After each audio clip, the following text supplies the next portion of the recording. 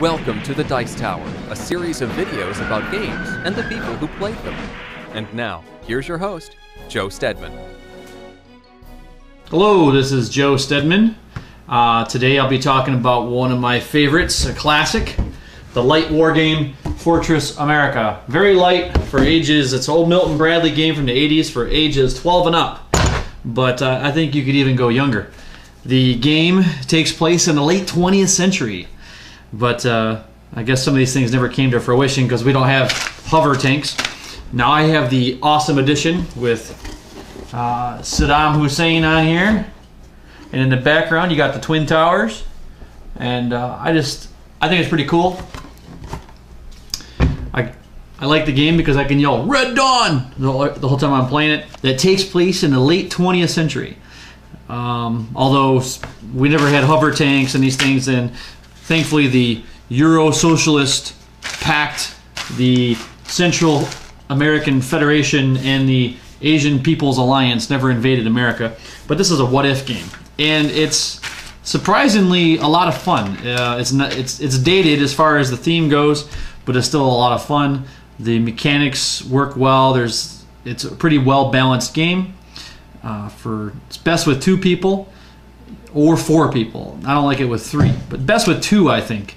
It gives the invading powers a better chance if the same player is using all 3, coordinating their actions. But the player who plays America, he simply puts out his starting pieces in this top part of the country here.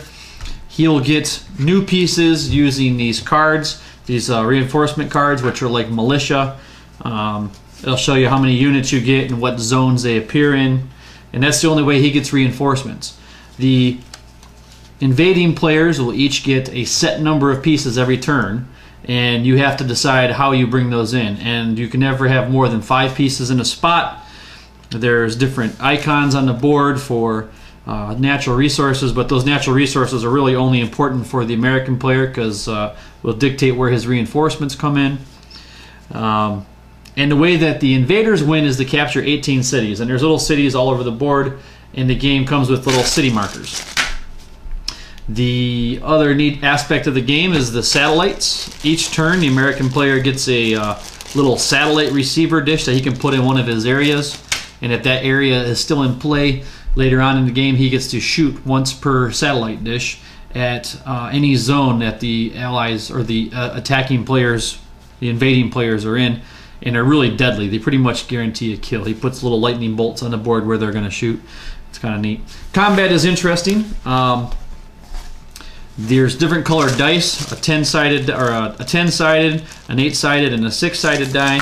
The infantry and the partisans and the half-tracks or the mobile units will all use the 6-sided dice. The tanks and the helicopters will use the 8-sided dice.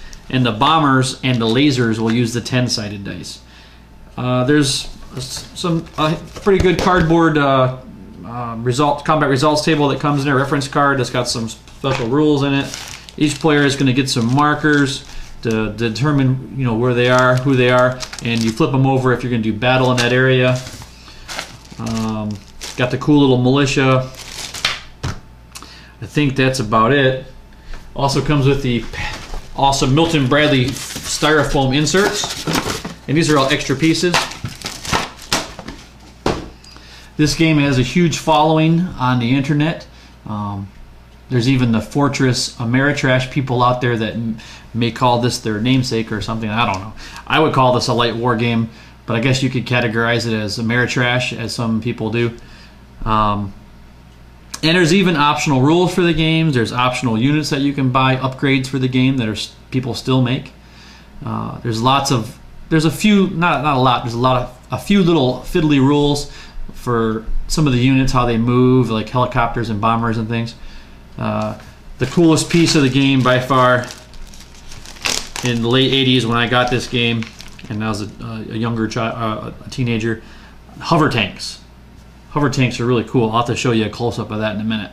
So that's the game. It's obviously out of print, but there are still plenty of copies on eBay out there. You can get it fairly cheap, and it's not just a kid's game. I would pick it up. If you don't have a copy, I'd get it for your collection. and it's fun to play, even as adults. It's a light war game, takes about 2 hours to play, I would say, maybe a little more, a little less, depending on how well you know the game. So that's my recommendation. Pick it up. Thanks for joining us today. For more written, audio, and video reviews, as well as the #1 board game podcast, check out the website at www.thedicetower.com. Until then, this is Eric Summerer, and you've been watching The Dice Tower.